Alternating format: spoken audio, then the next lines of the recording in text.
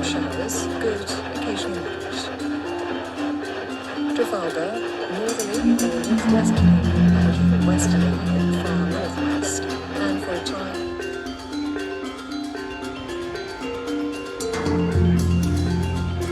What do I mean by ego? Ego is the narrative that runs through our minds all the time, telling us when we're good and when we're bad, and what we deserve and what we don't, how we measure up with other people. Right. Oh. Running intervals is hard.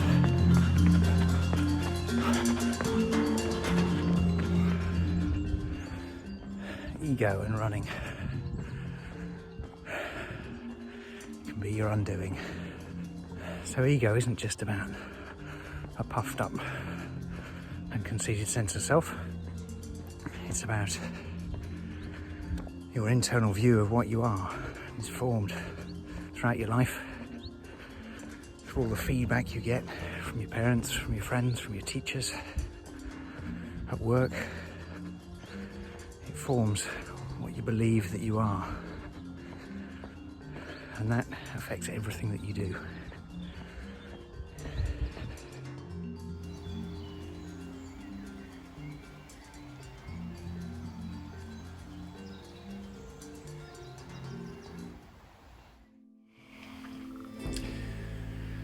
We experience the world through our senses. We see it, we taste it, we feel it, hear it and smell it.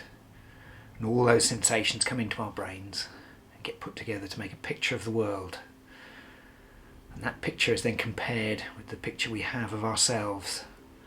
And that comparison is used to judge how we fit within the area of the world we find ourselves. Now that comparison is built up of all the images that you have of yourself throughout your life, starting with feedback from your parents, your teachers, your peers and friends, and your enemies.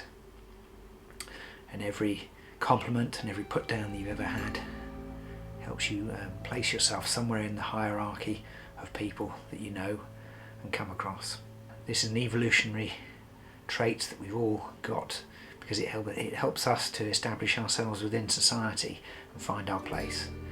However, our own internal voices are often quite harsh and critical, and this can hold us back, stop us getting on with the things that we need to do and making the right choices for ourselves. This voice is often called the ego, and people often mistake the ego for someone who has a greatly inflated opinion of themselves.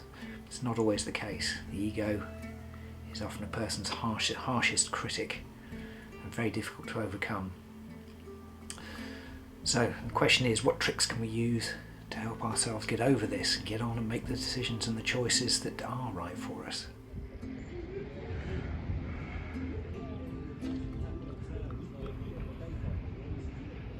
There are several ways of doing this.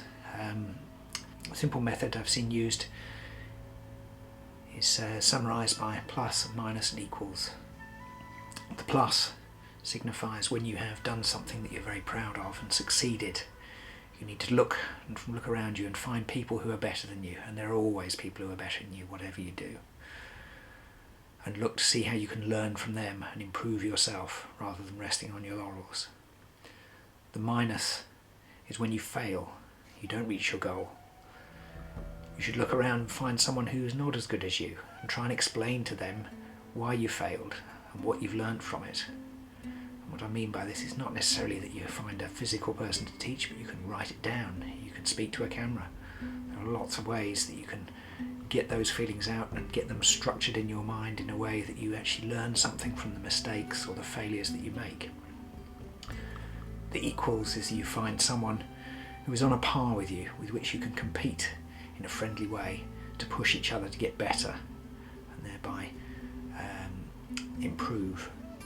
Other methods of overcoming your ego are making sure that you're trying to update your internal model in a positive way. And this is not always easy, and in the worst cases you might need to see a psychologist. But it really amounts to putting in the right sort of inputs, the positive things that you need to change your model of yourself. And what I mean by that is that you go and surround yourself with people who are good at the thing you're trying to learn to do. So if that's running, you go and join a club. You meet people who are better than you, and you learn from them about what they've done and how they've improved. The other thing is you have to remove the negative influences, the people who reinforce the negative model in your brain. So if that means you want to stop drinking, you better stop going to the pub. You better stop surrounding yourself with people who like to drink. Make sure you go and find other things to do. Methods, these are just a few examples of methods that people might use to try and overcome the problems that ego presents. Obviously this is a huge subject. Really we're just touching on it here. If you'd like to hear any more about it, please let me know in the comments, and I'll expand a bit more in future videos. It's just ever such a short summary, but I hope someone finds it helpful.